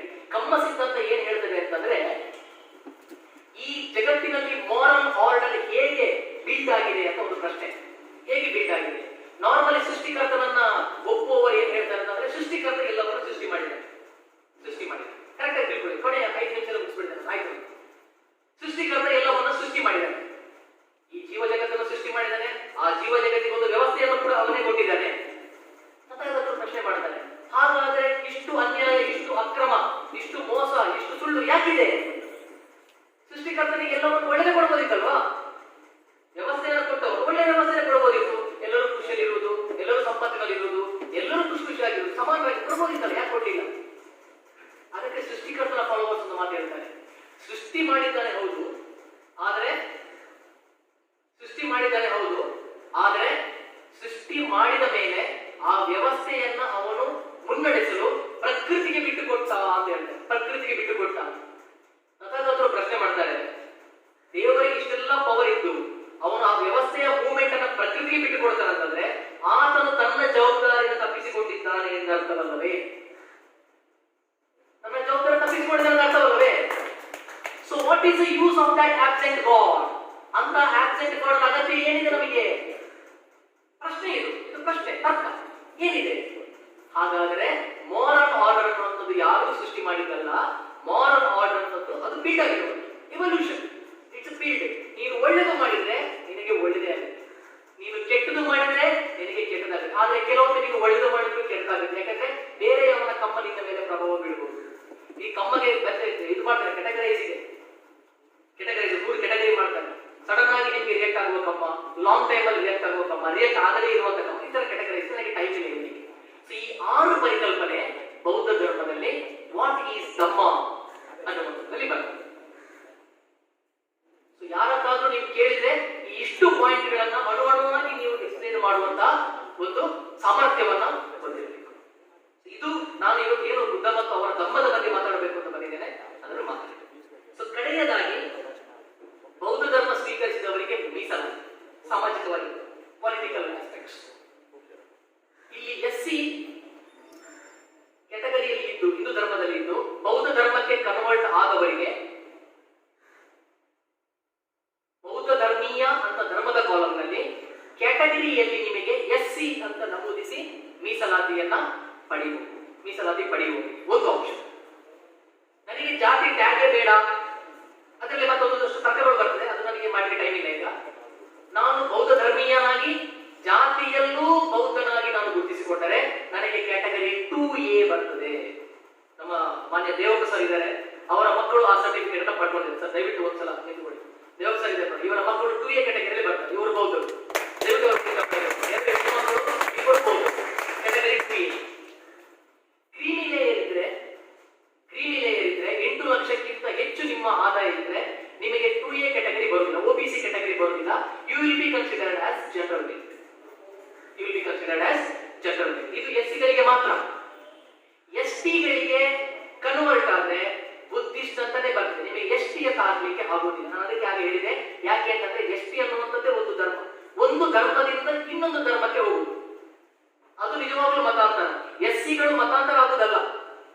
SC ಗಳು ಜಾತಿಯಿಂದ ಧರ್ಮಕ್ಕೆ ಹೋಗುದಷ್ಟೇ, ಜಾತಿ ಬಿಟ್ಟು ಧರ್ಮಕ್ಕೆ ಹೋಗುದು. ST ಗಳು ಧರ್ಮದಿಂದ ಧರ್ಮಕ್ಕೆ. ಅಟ್ ಎ ಟೈಮ್ ಒಬ್ಬನಿಗೆ 2 ಧರ್ಮ ಇಟ್ಕೊಳ್ಳಿಕ್ಕೆ ಆಗುದಿಲ್ಲ. ಅದಕ್ಕೆ ಒಂದ ಟ್ರೈಬ್ ಆಗಿರ್ಬೇಕು ಅಥವಾ ಬೌದ್ಧರಾಗಿರ್ಬೇಕು.